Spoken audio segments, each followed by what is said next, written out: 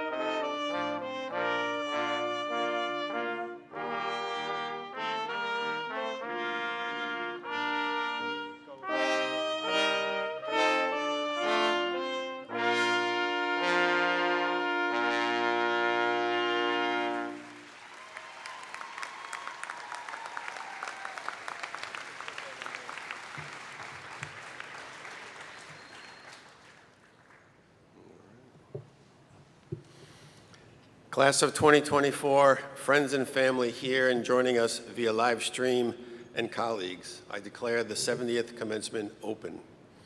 Welcome to St. John Fisher University. My name is Dr. Kevin Raley, and I have the privilege of serving as the Provost and Vice President of Academic Affairs here at Fisher. Congratulations to all our graduates, as well as all of the family and friends who are with us today. And let me say, Happy Mother's Day to all the moms. Let's give them a round of applause.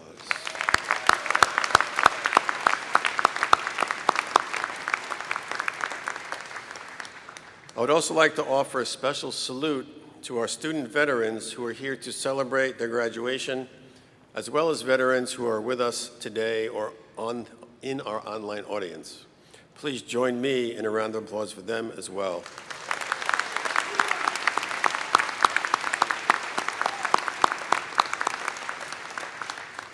We are joined on stage by the Chair of our Board of Trustees, Tom Bowles, and Trustees Bill Clark and Ron Pluta, as well as my senior staff colleagues. Thanks to all of them for being here. We'll begin with the national anthem, and afterward, Father Kevin Manara will offer an invocation.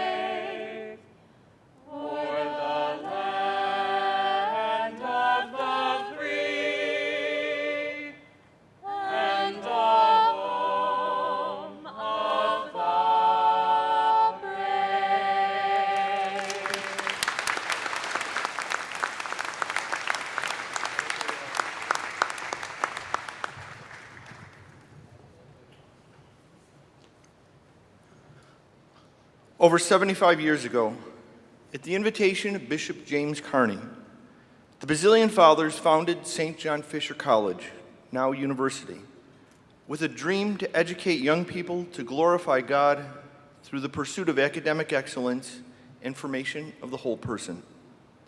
That dream comes to fruition in each graduating class, and today, that dream is realized in you, the graduates of 2024. Recently, the Basilians celebrated the 200th anniversary of our founding in Annonay, France. Our commitment to education, especially to the underserved, brought us to America. We have served at many places, and we consider St. John Fisher University to be a crown jewel of all the best of who we are as educators and heralds of the gospel. And while we're proud of all St. John Fisher University does, the School of Education is especially close to our hearts because we are a congregation of educators. St. John Fisher himself was a 16th century English bishop, a brilliant scholar, a servant of the poor, and a martyr. He once said, "A good person is not a perfect person. A good person is an honest person, faithful, and unhesitatingly responsive to the voice of God in life." Indeed, it has always been the mission of Fisher to teach goodness, discipline, and knowledge so students can respond to the divine spark within them. It is now up to you, graduates, to carry that dream and that mission forward. As we begin today's ceremony, let us bow our heads and pray. We ask your blessing on all who graduate today. Grace their lives with goodness and love, with joy and peace.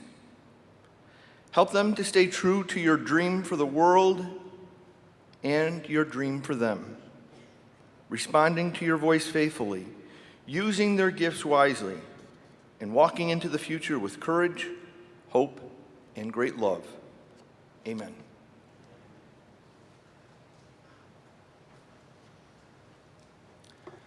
Thank you, Father. You may all be seated.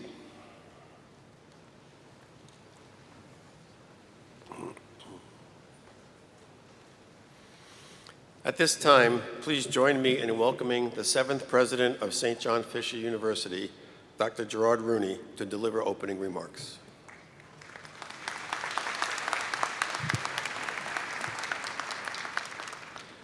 Good afternoon and welcome to our graduates. We are especially pleased to also welcome the family and friends of the class of 2024. Class of 2024, congratulations for all you have accomplished and for making it this far in your educational journeys. We look forward to celebrating you today. As Father Kevin mentioned, just over 75 years ago, St. John Fisher University was founded by the Congregation of St. Basil. And since then, Fisher has experienced seasons of change, new beginnings, and remarkable successes. We have enjoyed unprecedented growth. We have made a significant impact on our region and local community. And through it all, we have continued to live by the motto of our Basilian founders, teach me goodness, discipline, and knowledge.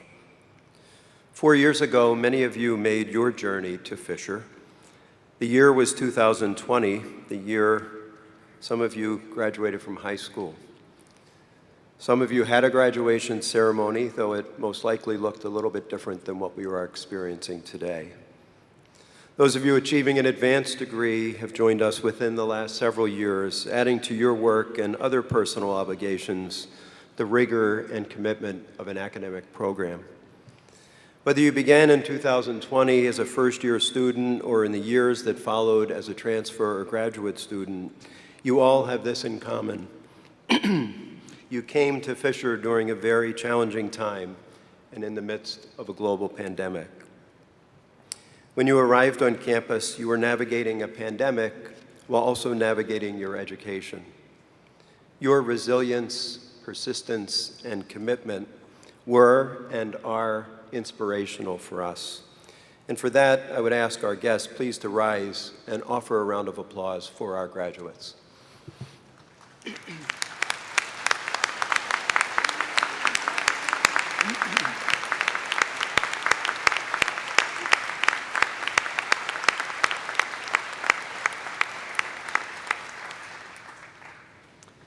Because of that resilience, you have been a part of Fisher's story, contributing to our growth, successes, and new beginnings. Today, as we reflect on your Fisher experience and your own new beginning, we proudly celebrate you. Welcome once again and congratulations. It is good to be together with you. At this time, I'd like to ask Dr. Walter Cooper to join me at the podium for the presentation of our President's Medal.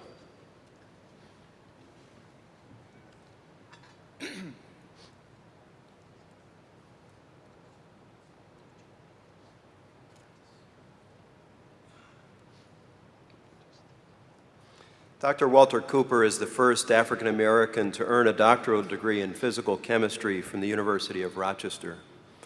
Joining Eastman Kodak Company,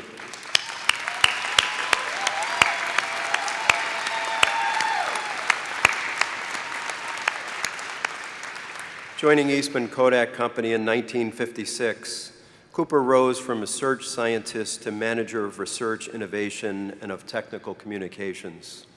He published dozens of scientific papers and obtained 3 patents in polymerization during his 3 decades with the company. In the 1960s, Dr. Cooper emerged as a key African-American leader in the Rochester community and beyond, and advocated for community development, civil rights issues, and educational opportunities for students of color throughout his career. He was respected across the community and wrote the original proposal that secured funding for Action for a Better Community and became the organization's associate director in 1964. The following year, he served as associate director of the Rochester and Monroe County Anti-Poverty Program and was a founding member of the Urban League of Rochester. In recognition of his engagement in civil rights, Dr. Cooper was asked to serve on the New York State Advisory Committee of the U.S. Civil Rights Commission. To open opportunities for African American students, in 1973, he helped found the city's Urban-Suburban Transfer Program, which still operates today. He also helped establish Rochester's Sister City program with Bamako, Mali, in 1975. Due to his work, he was named a Knight of the National Order of Mali in 1981. From 1988 to 1997, he served as a New York State Regent. For decades after, he continued to lend his expertise to Regent committees, including the Interstate Migrant Education Council, which advocates for the educational rights of migrant workers' children.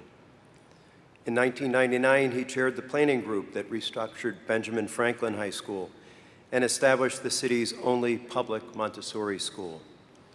He has served on the Mayor's Commission on Literacy and on the Board of Trustees for Norman Howard School, Nazareth University, and Washington and Jefferson College, his alma mater. In 2005, Dr. Cooper received the Rotary Award, the oldest civic honor given in Rochester. In 2010, the Rochester City School District named an elementary school building in his honor. And in 2020, Washington and Jefferson renamed a first-year dormitory to Cooper Hall. In recognition of his extraordinary contributions to the economic development of Rochester through his impact at Kodak, as well as his commitment to education and civil rights, we are proud to bestow the President's Medal upon Dr. Walter Cooper. Thank you for letting us recognize you in this way.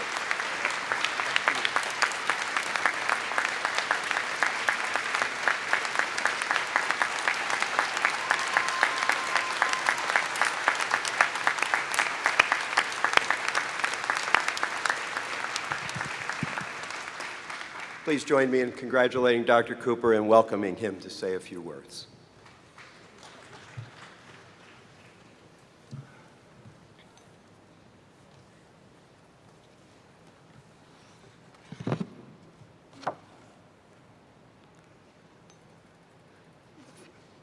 Thank you for my receiving such an honor as the President's Medal. It's been a long battle for children to get a good education. And I was fortunate. I came from a family which began that mission as free slaves, the first free slaves after the Civil War. The problem of education is really a family problem. You can't solve the problem of the Rochester School District without solving the family problem. All studies, particularly the Coleman study of 1996, 10-year study on the role of the family in education, showed that it is indeed the family.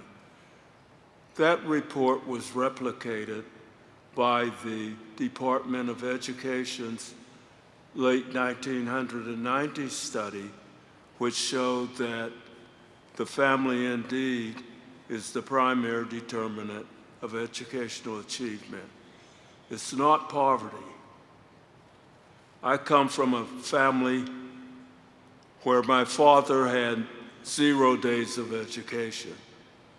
My mother had 9 years, 7 children, 6 received college experience, 4 earned 9 academic degrees, and we had no money. But we had a spirit to recognize that education, knowledge is the driving power to your survival and success. In recognition of this extraordinary contribution to the economic development of Rochester through the impact of Kodak and others, I am proud to be, oh, I'm reading the wrong. Okay. I didn't turn the page. Okay. When I think of what took me to be so honored, I must thank first and foremost my family, which many years before my birth made a commitment to education. The first generation of freed slaves in my family made the commitment under the dire circumstances that existed in the state of Georgia, Southwest Georgia, as explained by the study of W.B. Du Bois in his classic report on the Soul of Black Folk, 1903. Du Bois describes that first generation of freed slaves and their offspring, including the first college graduate of my family, Ida Sears Lowry, who was born in 1880. Thus, I thank my family for recognizing the role of education in the search for first-class citizenship. I stand here as a beneficiary of the educational aspirations and achievements of family members and their children, from my 5 sisters, my brother, and me. The result, without much money, 5 of the 7 children received a college experience, and 4 received 9 academic degrees. In total, you can call that family uber alles. We had no money.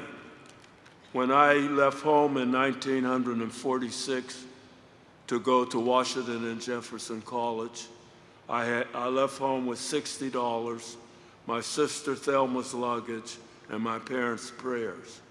But I arrived at the institution with a 4-year academic scholarship and a football scholarship. Academics paid for tuition, football paid for my room, and fed me during football season. After football season, I worked running the dishwasher in the cafeteria. Academic research and government studies have shown time and time again that the role of the family is critical for the education of our students. You, esteemed St. John Fisher graduates, will leave here with an understanding of how to construct the best curricula and how to deploy the best pedagogical practices money can buy. But please don't neglect the vitally important role family plays in helping children learn. I'm addressing educators.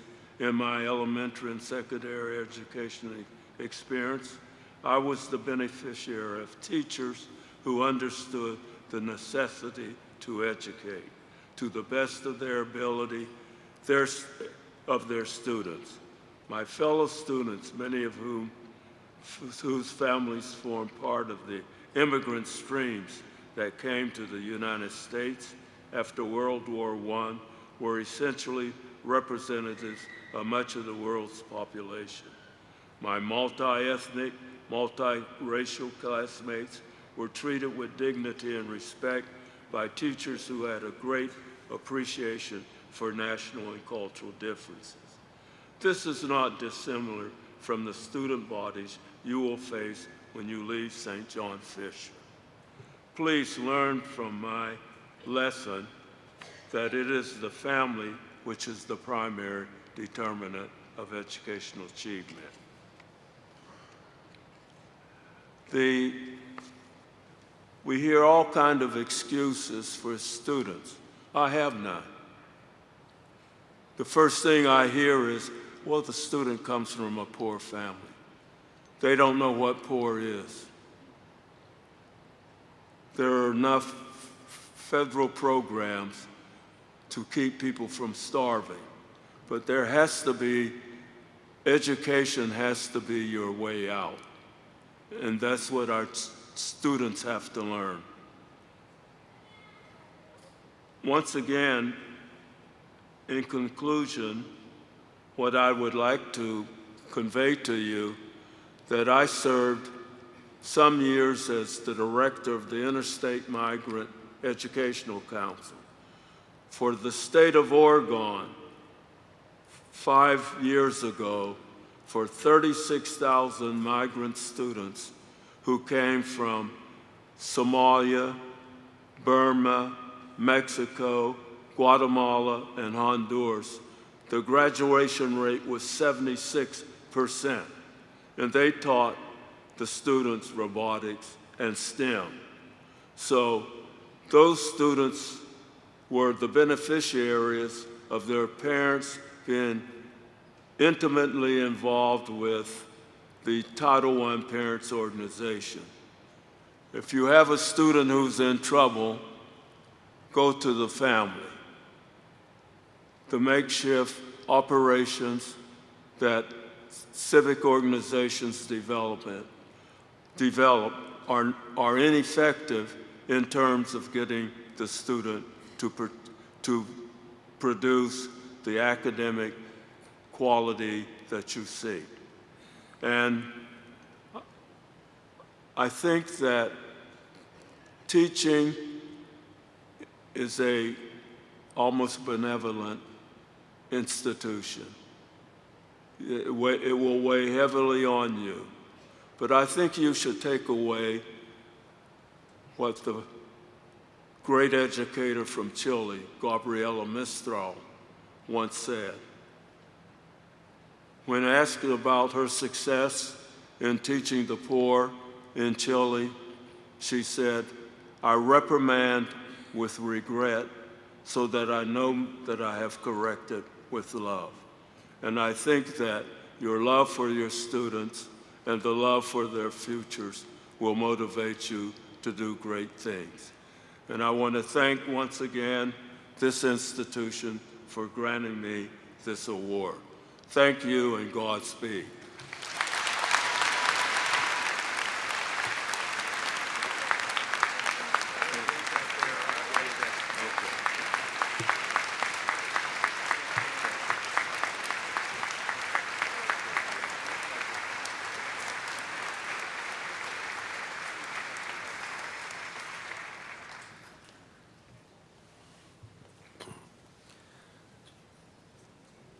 Thank you, Dr. Cooper, and congratulations once again.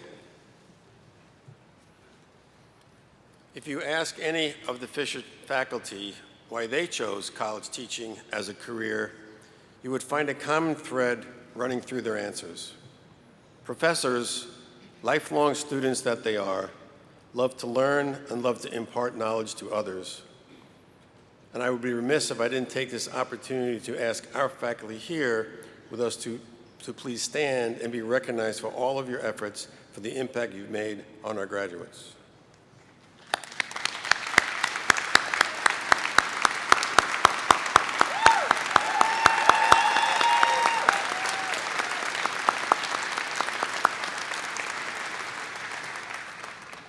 Class of 2024, you've experienced your professors' work firsthand.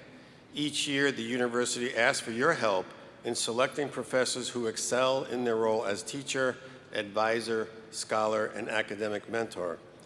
The award for teaching excellence is given annually to 2 full-time faculty members at the undergraduate and graduate levels for outstanding work in the classroom.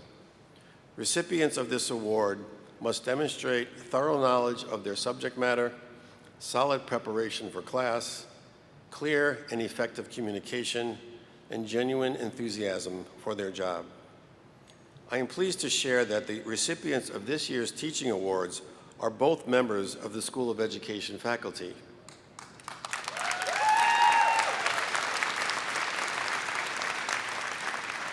I will begin with the Undergraduate Faculty Award for Teaching Excellence, which will be presented to Dr. Jeff Lyles. Jeff,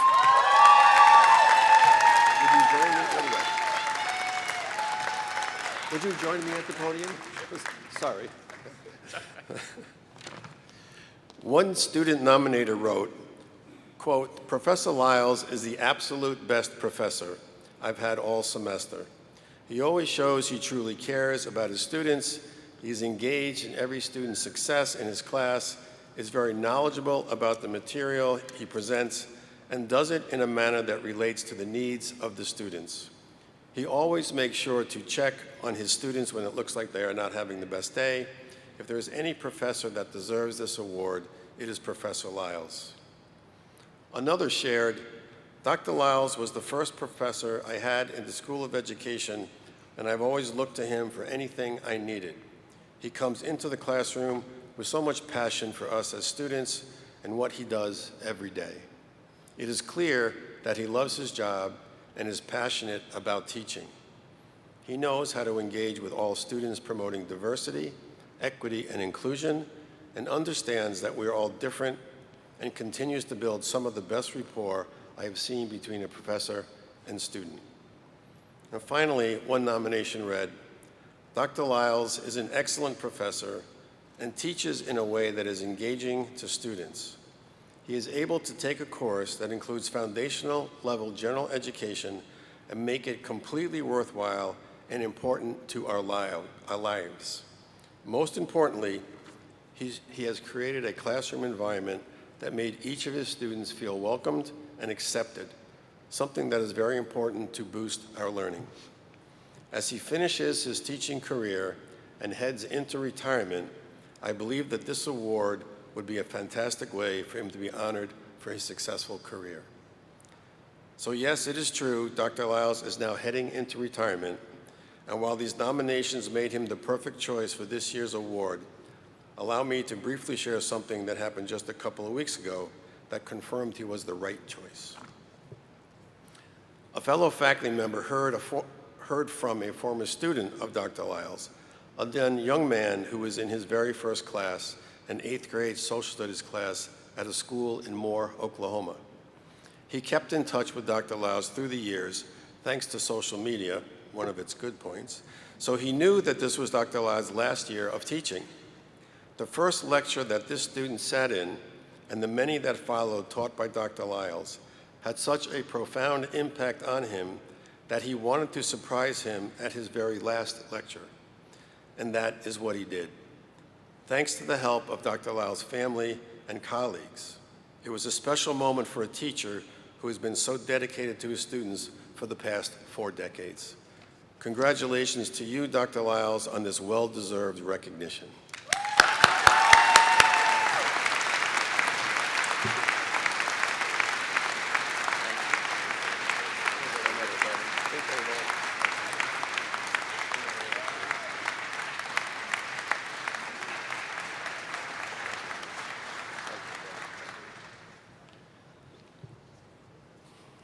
The recipient of the Graduate Faculty Award for Teaching Excellence is receiving another award today, and that is the opportunity to watch his own child graduate from college.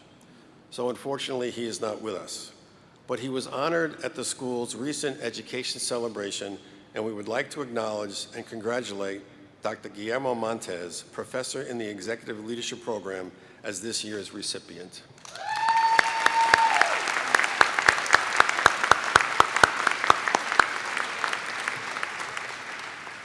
And at this time, please join me in welcoming Dr. Joellen Maples, Dean of the Ralph C. Wilson Jr. School of Education, for her remarks.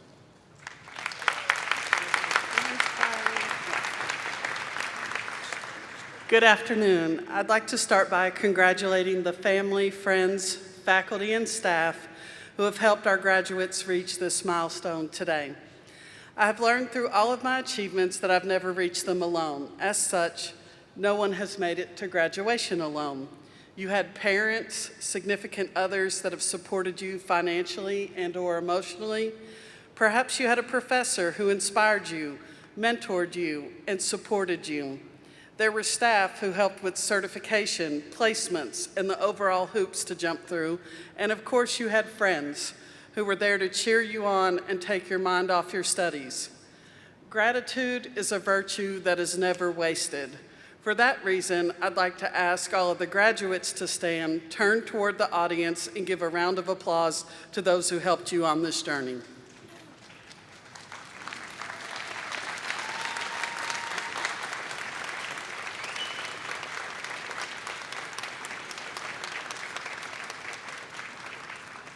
Thank you. This is in particular an exciting commencement as the university recently celebrated its 75th anniversary and the Ralph C. Wilson Jr. School of Education celebrated its 20th anniversary this academic year. In addition, this is the first year that the doctoral hooding will take place at commencement for our EDD and executive leadership graduates from both our main campus and our extension site at Iona University. I'd like to extend a special welcome to you all. Your achievement today will inspire our other graduates on what may lie ahead in their future as they continue their educational journeys. It's an exciting time for all of you as you celebrate today and the potential of what lies ahead. Whether you're embarking on a teaching career, a librarianship, or a leadership role, today is the start of your new journey.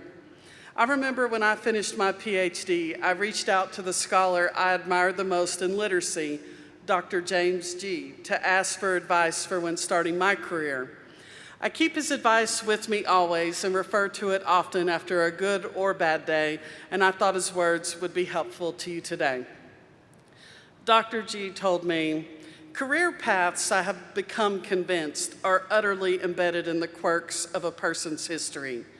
There's no way to replicate someone else's career unless you can replicate large parts of their lives, including many accidents. This is true at least if you've had a career in which you did not just follow by rote the conventional norms, which a good many academics do. Sadly, for such people, things change. Sometimes when one is mid-career and thus render you dead wood, if all you can do is what was and is no longer considered the thing to do. Of course, any young person has to make a judgment about where his or her field is. Is the field riding a wave that is just forming and thus will last a good long time? In which case, ride the wave. You don't have much choice since bucking the wave won't work, and it's too early to do so. Or is the field riding a wave that is crested and is about to end? In which case, get off. Though you'll pay a price in the short run, since those who've made their careers on the wave won't like you getting off, and make a good guess about what the next wave will be. I don't like giving advice since one's success is so much tied to timing and accidents of history. I would say, but take it with a grain of salt, do what you have a passion for, not what is the right thing to do. Be ready for, open yourself up to, new and unexpected opportunities in your career, and take them if and when it just feels right, even if it's risky. Realize that for us academics, what we have to offer is ideas first and foremost. Having good and new ideas is the most important thing. And to have them, you need to open yourself up to lots of influences, including those that don't fit your current politics, academic and otherwise. It does not matter if people steal your ideas, because if you can't get more, you're finished anyway. And the whole point of having ideas is to pass them down and get them out in the world. And finally, it's a long game, so never ever worry about who's winning now in any sense, and play for the long haul. One thing that may make me atypical is that I've always found it easier to write about what I don't know a great deal about and harder to write about what I know a lot about. When you move into a new area, you see things in new ways and make strong claims that energize discussion. even if they are ultimately wrong. When you know too much, everything is gray and neither black nor white, and every claim you want to make, you know has to be qualified to death. You're usually right, but now in danger of being a bore. So I guess I think it's good to sometimes at least work from your periphery and keep moving that periphery as you learn more. What matters is not that we are right as individuals. We rarely are. Education is a communal enterprise, so what matters is that we as a group keep each other honest and make progress together. And now a bit of advice from me. You should always ask yourself if you could be doing more. And by more, I mean doing more to help others. For that to happen, you need to do things that you know are right, even if nobody would blame you for failing to act. There will always be chances, large and small, to help others who are closest to you, even when you're not expected to do so. Sometimes it's in the smallest of opportunities that you may make the biggest change. I'm also suggesting that you do things that you know are right, even when you won't get any credit or any thanks. But know that every time you do, you will feel better about the changes that may occur. But no, it's not without risk.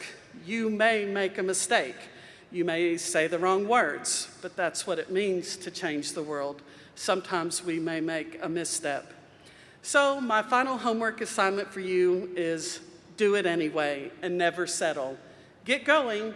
The world and the work await you, and we can't wait to hear from you again about all the wonderful ways you have changed the world. But before you do that, pause, enjoy your moment. Congratulations on your wonderful achievement today.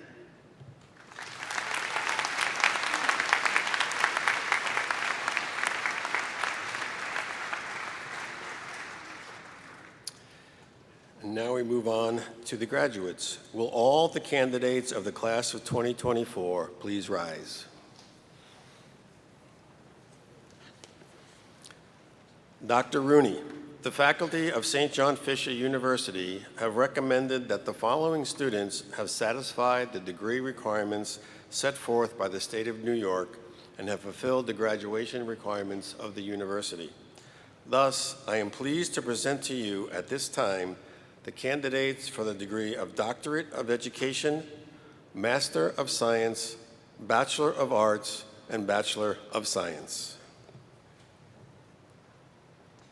In the presence of the trustees, faculty, students, and friends of St. John Fisher University, in public convocation assembled by virtue of the power granted the university by the Board of Regents of the State of New York, and by the authority vested in me by the trustees of St. John Fisher University, I do hereby confer on the candidates here present and such others in absentia as are recommended by the faculty and certified by the registrar, the degrees of Doctorate of Education, Master of Science, Bachelor of Arts, and Bachelor of Science, as each are entitled, together with all the rights, privileges, and honors appertaining thereto.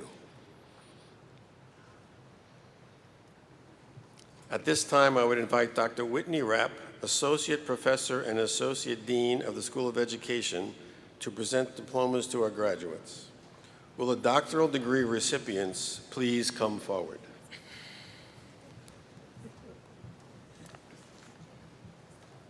Amy Lee Archie.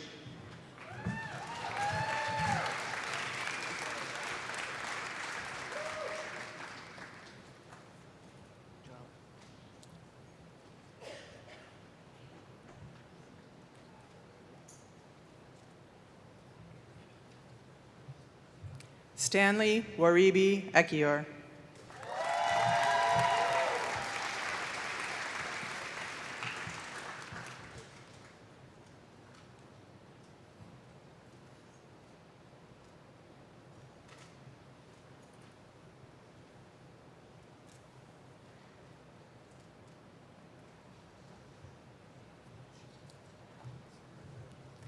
David Leo Gardner.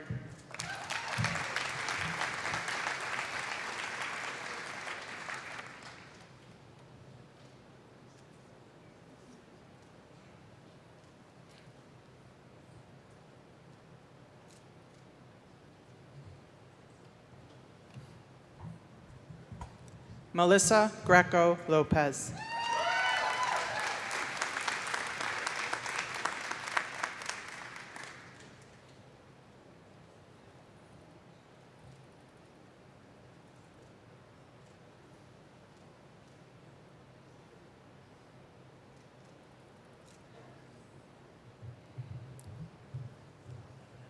Thomas Green.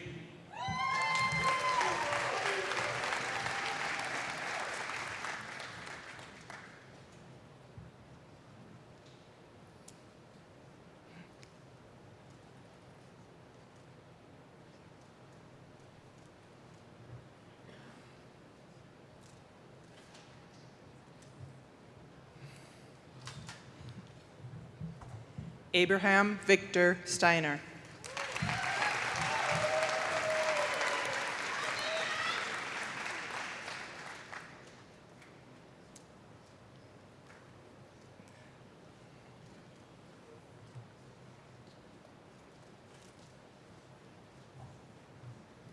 Leah Angel Vance Daniel.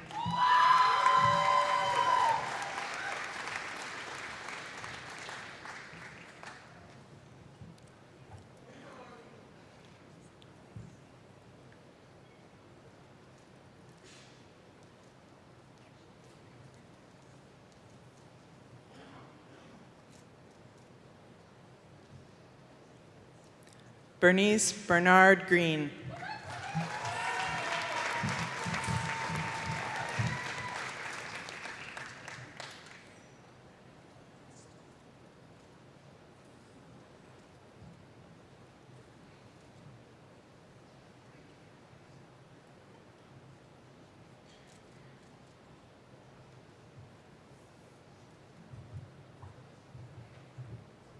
Wanda Labrador.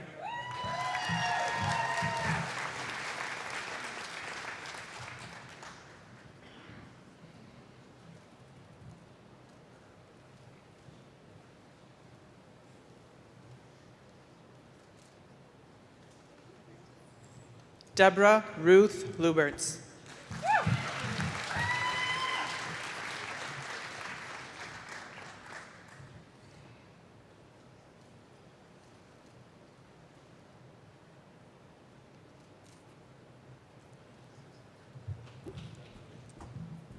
Jennifer L. Singer.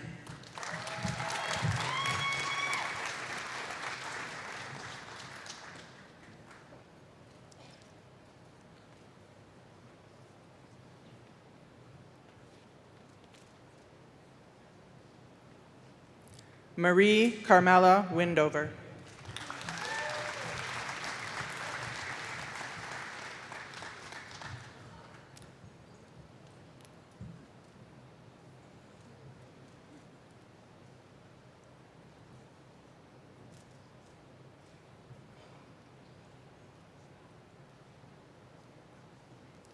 Eileen M. Wolcott Feynman.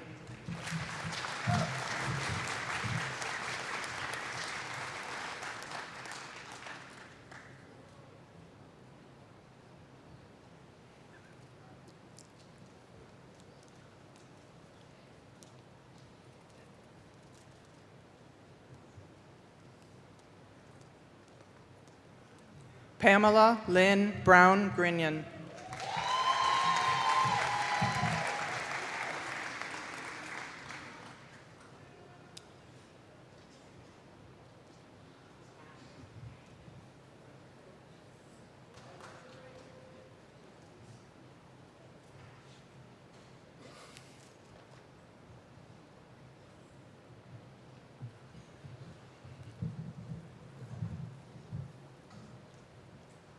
Rebecca Curtis Stone.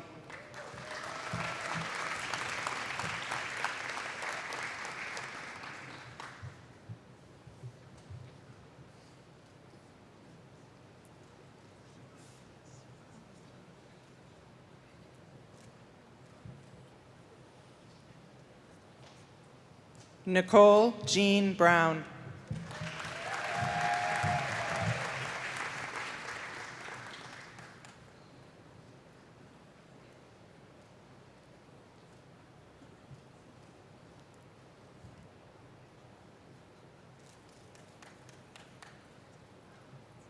Kimberly Allison Henry Rary.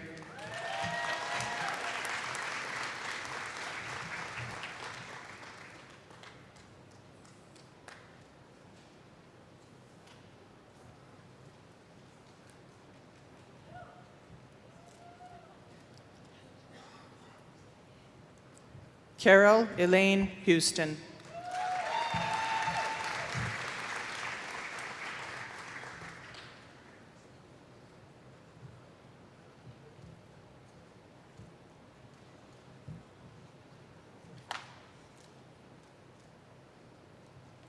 Diana Lynn Fisher Brewster.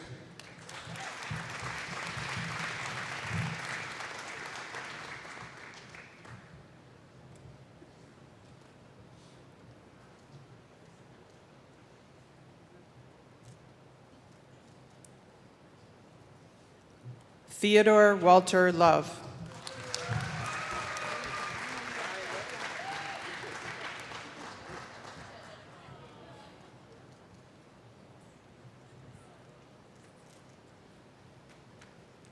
James W. Luckman, Jr.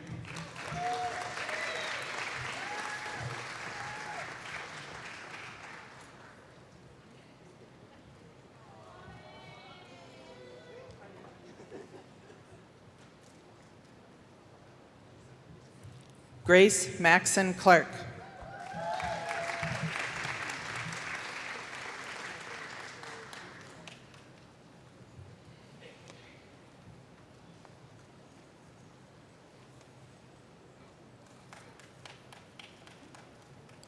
Latoya Lynn Medley.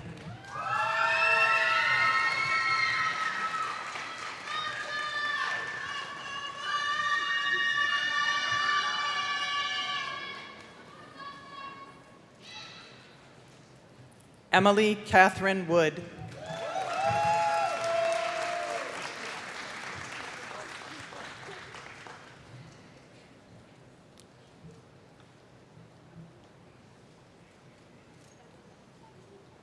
Nicole K. Ann Henry Toxey.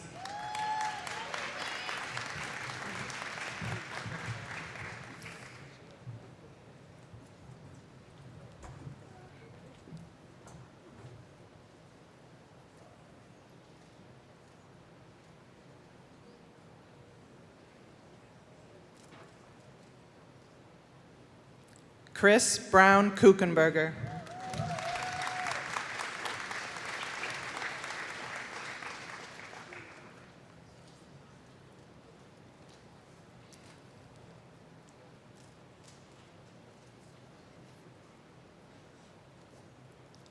Carolyn McLaughlin.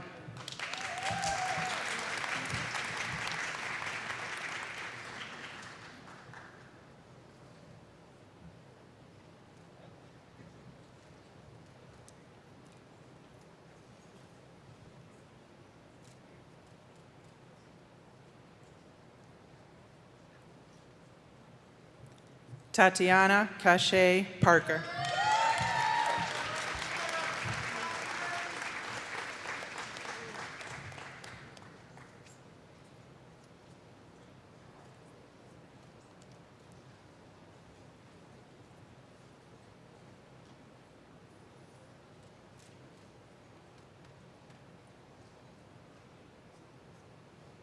Monique Crystal Atherley.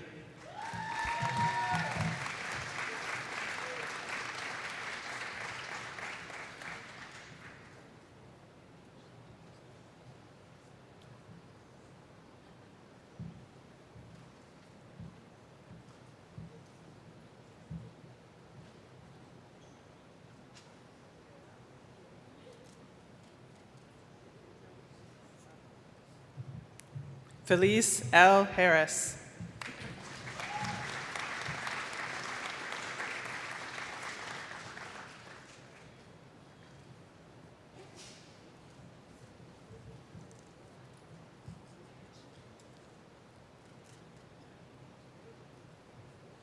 Anika Bell.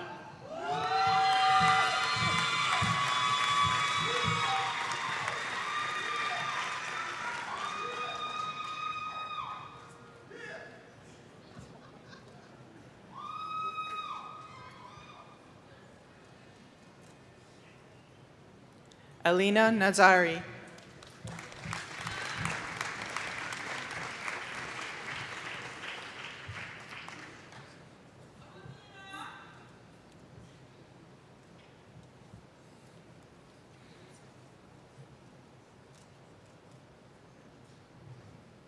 Nicole M. Reed Christopher.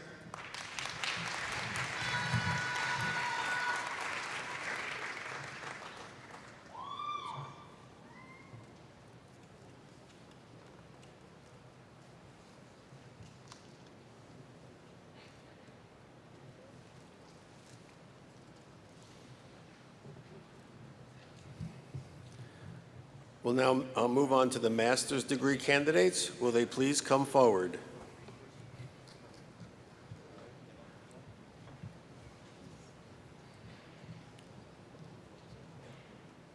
Natalie Ann Rose Acosta.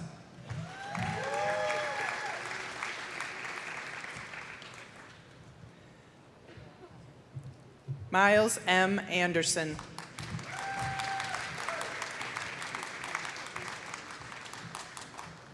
Samantha Bartoloni.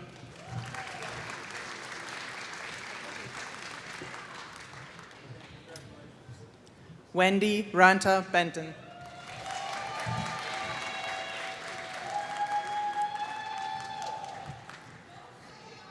Abigail Ruth Karski.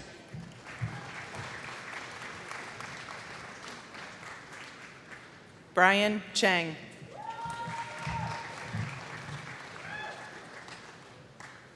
Adriana Soleil Clearman. Sydney Lee Combs.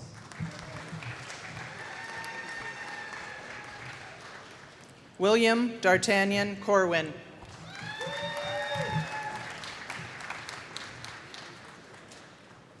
Olivia K. Culbertson.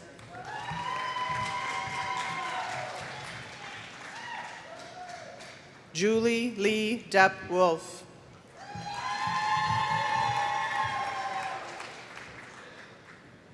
Danielle DePaulo Gorski.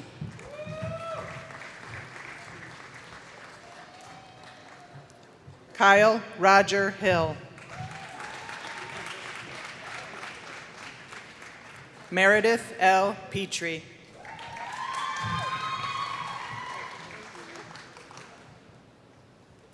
Stephanie Suzanne Rochester.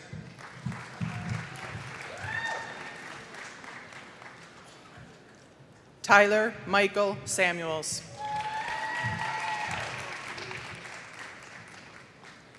Latoya Vanetta Nugent Davis.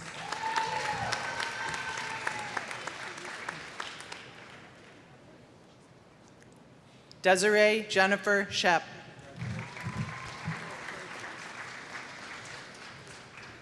Lorena Shorgren.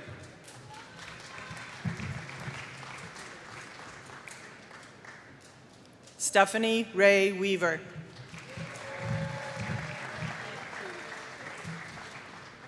Savannah Webb.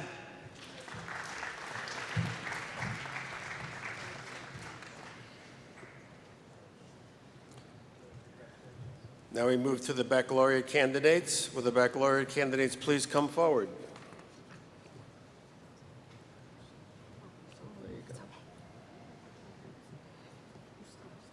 Adriana Ayla Augustine.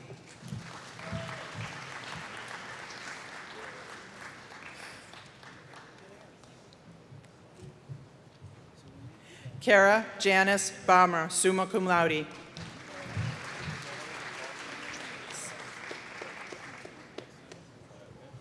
Ethan J. Bigelow, cum laude.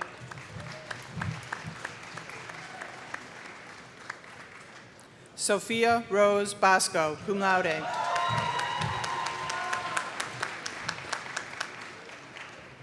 Caroline Ann Cahalan, summa cum laude. Samantha Nicole Choate, summa cum laude.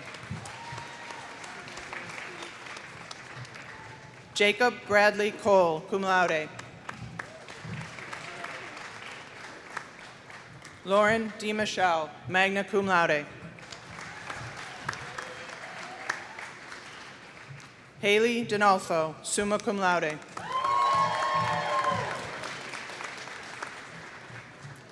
Ome Diop, cum laude.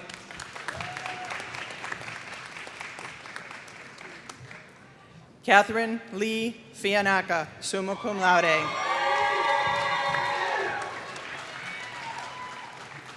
Michaela A. Grad, magna cum laude. Morgan Marie Greiner.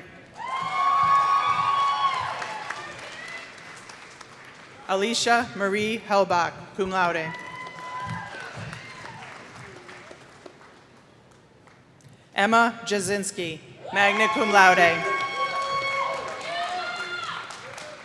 McKenna Lee King, summa cum laude.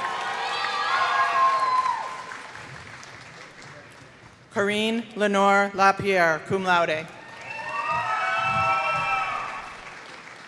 Riley Elizabeth Lust, magna cum laude. Jared Martin, summa cum laude.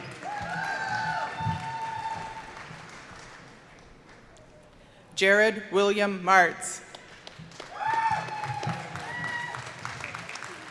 Nicholas James Mitten, cum laude. Lauren Sophia Meyer, summa cum laude. Olivia Egia Nasavari, cum laude.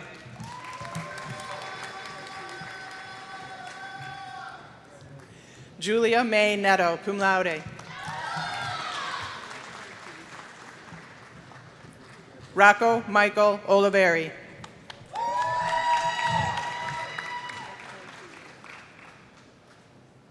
Abigail Jennifer Perry, cum laude.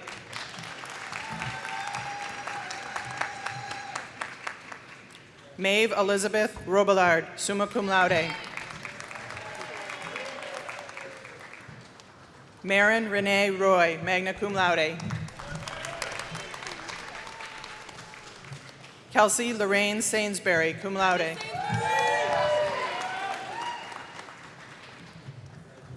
Douglas Schwind, magna cum laude. Jenna Nicole Snyder, magna cum laude. Taylor R. Stamp, summa cum laude.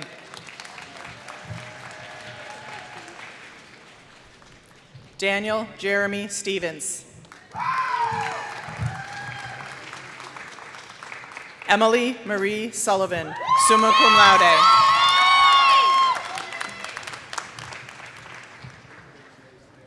Nathan Michael Zakowski.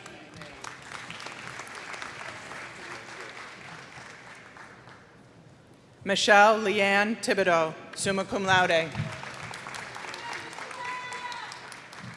Catherine Dwyer Tronetti, magna cum laude. Emma Catherine Welch, cum laude. Haley Marie Williams.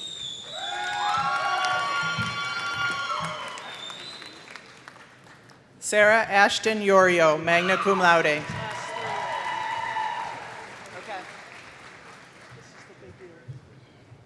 At this time, it is my pleasure to announce the recipients of the Trustees Distinguished Scholar Award that is given to graduating seniors with the highest cumulative GPA based on at least 100 graded credits earned at St. John Fisher University. Sarah Bethany Casale, summa cum laude.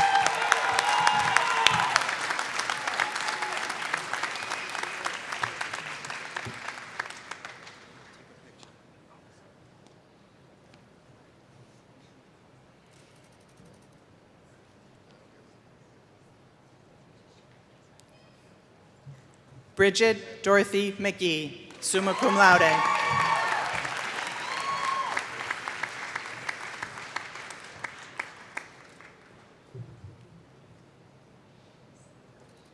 Katie Alexandra Tokarek, summa cum laude.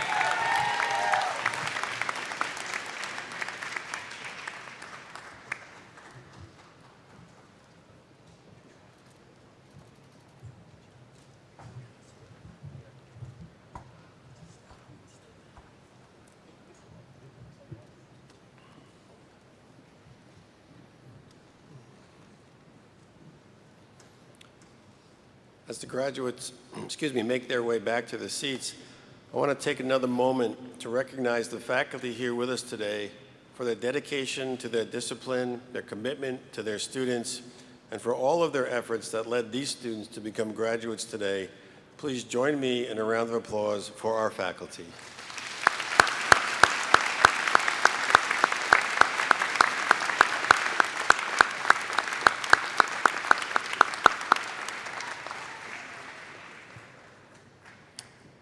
It is now that moment you've been waiting for, to turn your tassels, and you are officially the class of 2024. Congratulations.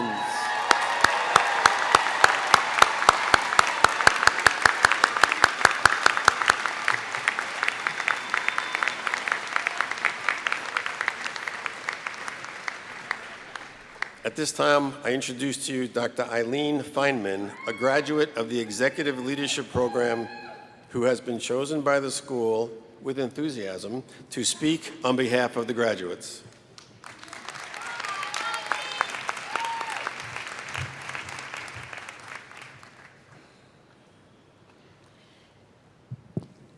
President Rooney, Provost Raley, Dean Maples, members of the Board of Trustees, esteemed faculty, proud parents, family, friends, and most importantly, the graduating class of 2024. It is an honor to stand before you today. My name is Dr. Eileen Feynman, and I thank you for attending the 70th commencement ceremony for the Ralph C. Wilson Jr. School of Education at St. John Fisher University. As we gather to celebrate this significant milestone, I would like to share 4 profound tenets that I learned throughout my life that can help guide all of us in shaping our lives and our communities as we pursue what lies ahead. The first tenet is leadership. From a very young age, my mother would always tell me to be an engine and not a caboose. Don't follow along behind everybody else. Determine your own path. Each one of you before me has the potential to be that engine, driving change, inspiring others, and propelling us towards a brighter future. Leadership isn't just about titles or positions. It is about courage, vision, and the willingness to step forward even when the path is uncertain. The School of Education's conceptual framework is based on the theme of social justice. It encompasses diversity, compassion, knowledge, achievement, and service. It means recognizing the inherent value in every individual, regardless of their background, and working tirelessly to create a world where everyone has equal opportunities to thrive. As you embark on your journey beyond these walls, remember the second tenet. Have the courage of your convictions.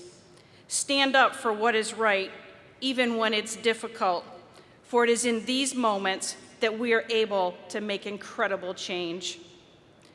But leadership and social justice do not exist in isolation.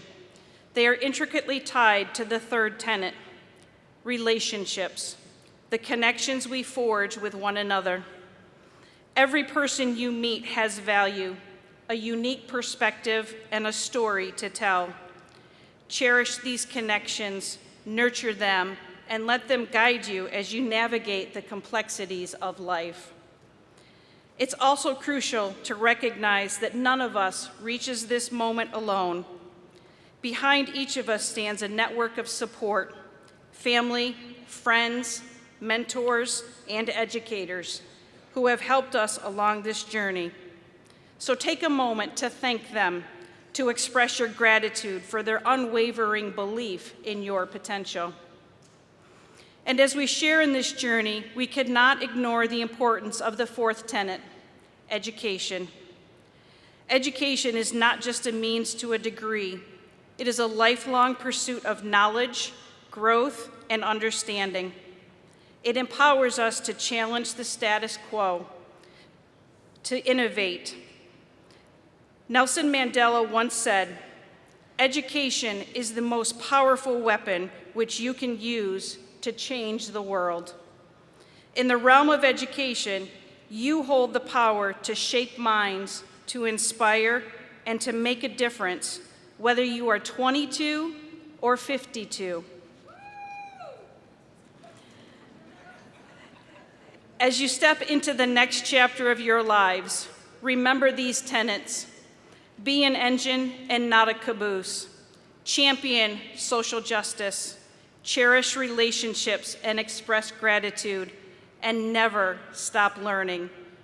The world awaits your contributions, your leadership, and your unwavering commitment to making it a better place for all. Congratulations, graduates of 2024. May your futures be bright, your endeavors successful, and your impact profound. Thank you.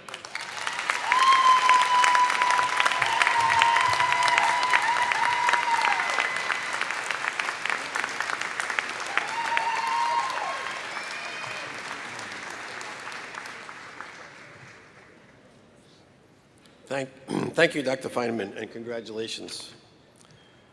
Please welcome President Rooney back to the podium to deliver closing remarks.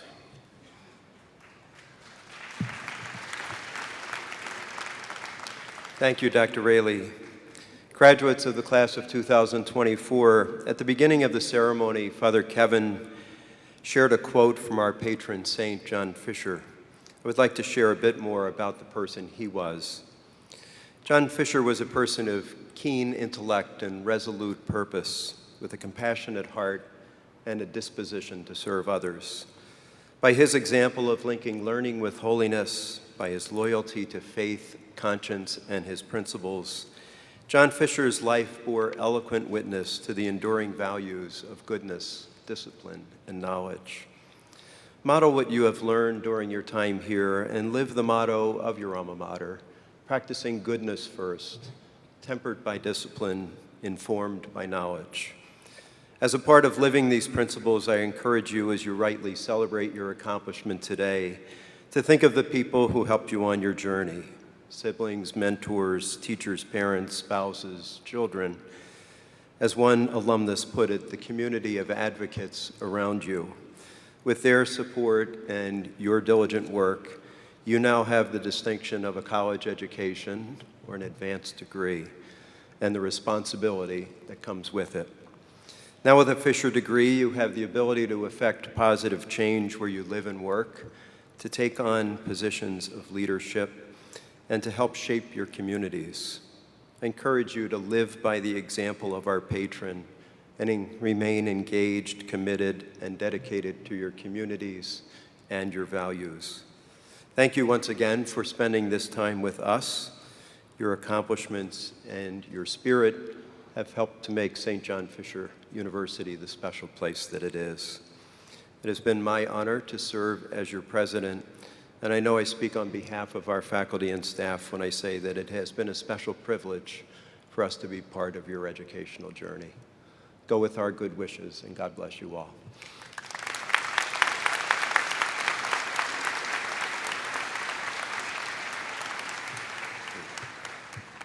Thank you, Dr. Rooney.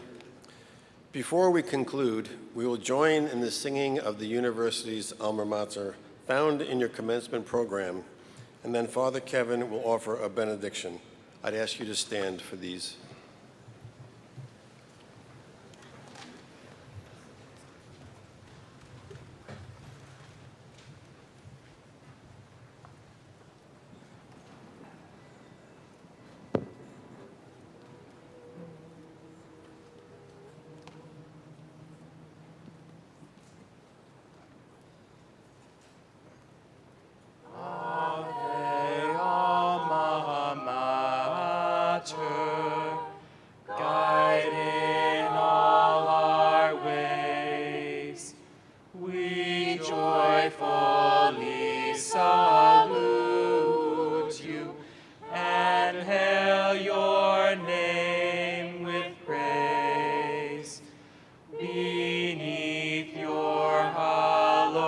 tower, we learned in faith's pure love.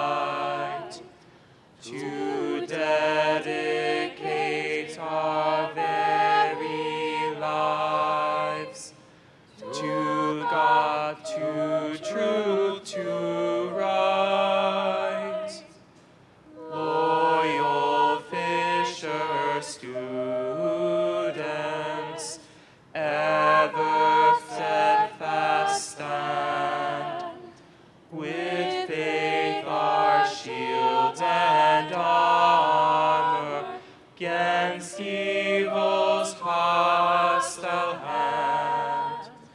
Be this the thought to guide us, at home or far abroad, that Fisher students ever live for right, for truth, for God.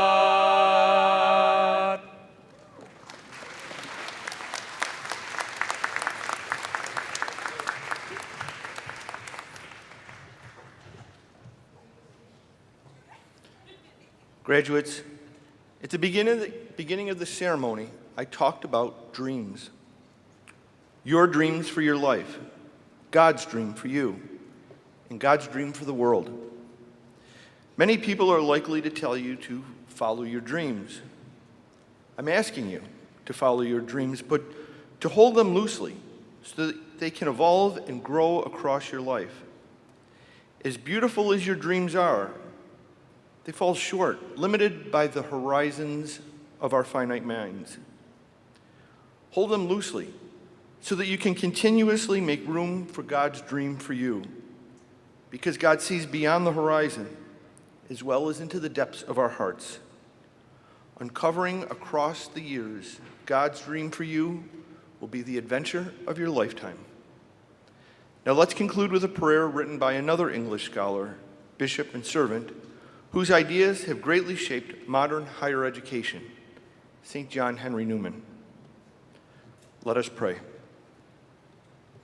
God has created you to do him some definite service. God has committed some work to you which he has not committed to another. You have your mission. You may never know it in this life, but you shall be told it in the next. You are a link in a chain, a bond of connection between persons. God has not created you for naught. You shall do good. You shall do God's work.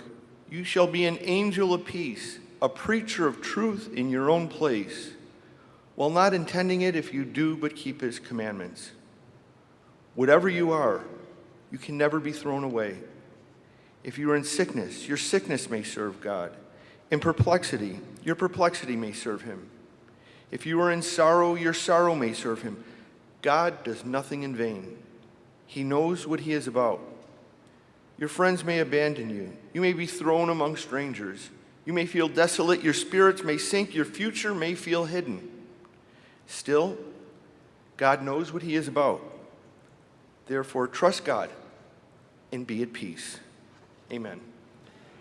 With the prayers of the Basilian Fathers, may the blessing of Almighty God be with you on this day of your graduation and all the days of your life. Amen.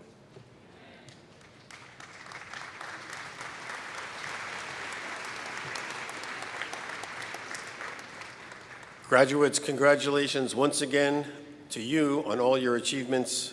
Thank you for the imprint you have left on all of us. You have our very best wishes for whatever comes next.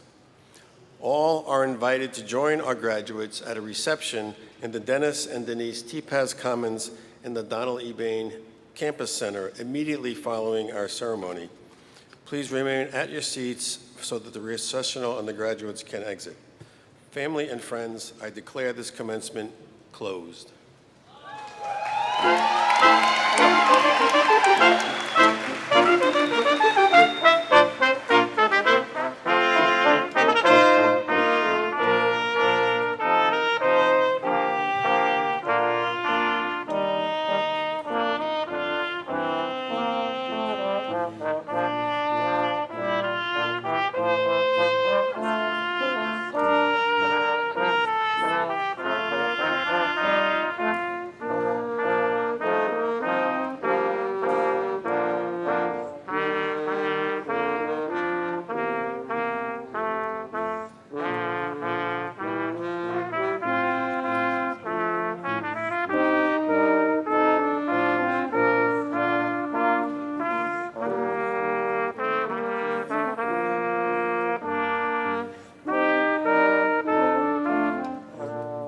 Amen.